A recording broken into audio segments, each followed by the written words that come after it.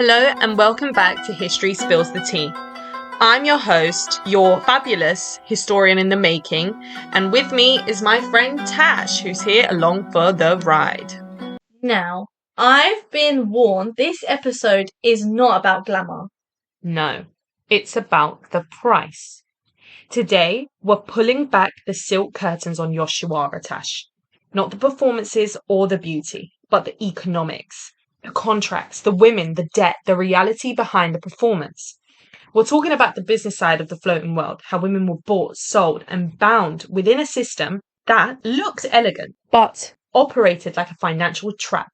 And to do that, we're drawing on Selling Women by Amy Stanley, Cecilia Segawa Segal's work on Yoshiwara, and also insight from Stephen and Ethel Longstreet's Geishas and the Floating World.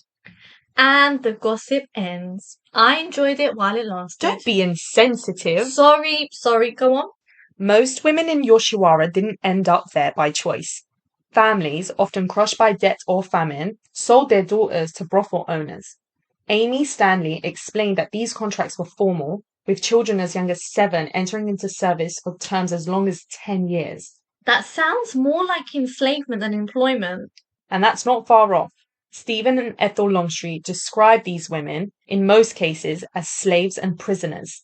The system was dressed in the language of tradition and duty, but make no mistake, Tash, these were human transactions, not acts of opportunity.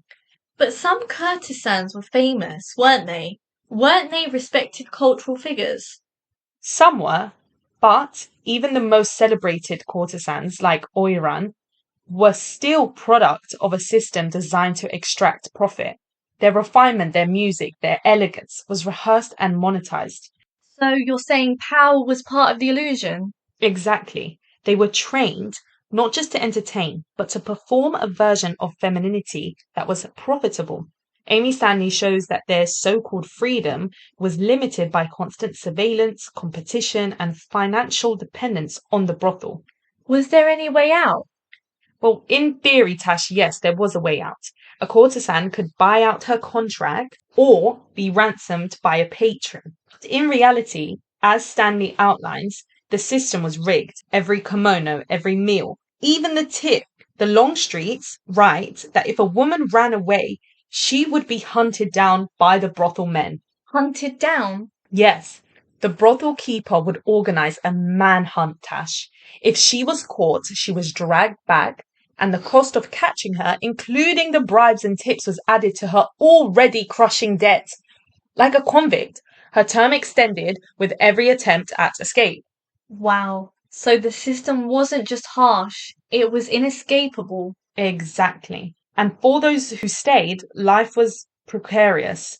Medical records from 1893 showed that over 60% of the women in Yoshiwara suffered from venereal disease. The toll wasn't just financial, it was physical, emotional, and generational.